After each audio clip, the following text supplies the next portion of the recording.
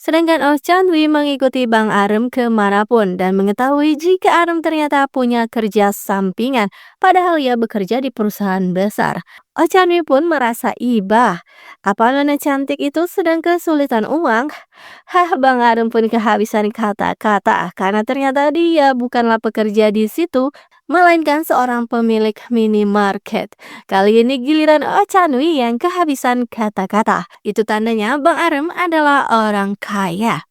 Dan Minju bingung sendiri kenapa ia sibuk berdandan hanya untuk lokakarya mereka.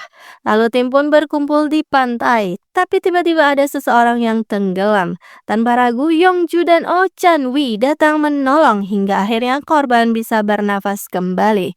Wah, sungguh keren. Semuanya pun benar-benar terpukau. Ternyata bukan hanya Yongju yang mantan anggota satuan khusus, tapi Oh Chan Wi pun sama. Tim benar-benar dibuat terpukau, seolah ada cahaya di balik tubuh dua orang itu. Bahkan Minjo sampai berdebar-debar saking kerennya Yongjo. Dan pekerjaan mereka pun dimulai, mengunjungi pabrik bir dan belajar dari sana. Dan di saat semua orang sibuk rapat, lah dua orang ini malah sibuk dengan hatinya masing-masing. Ochanwi selalu terpesona pada Bang Ahrem, dan Minju pun tak bisa melepaskan pandangannya pada Yongjo. Lalu saat di jalan melewati daerah kekuasaannya Yongju dulu, mereka menemui jika bir Laiki sudah dicurangi.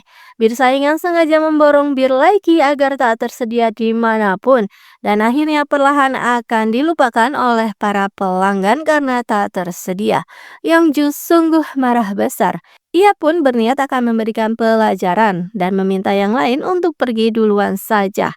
Tapi ternyata mereka merasa termotivasi pada Yongju yang sangat berdedikasi pada pekerjaannya. Terlebih mereka itu adalah satu tim dan satu perusahaan. Akhirnya semuanya pun bekerja sama dan menangkap para orang curang itu. Yang Jo lalu memberikan wejangan pada tim bir sebelah dan meminta ketua tim mereka untuk bertanggung jawab dengan memasukkan kembali bir Laiki ke rak-rak di toko. Dan akhirnya mereka pun mengunjungi gudang bir Laiki, tempat di mana tim Yongju dahulu berada. Mereka kini sedang benar-benar terpuruk.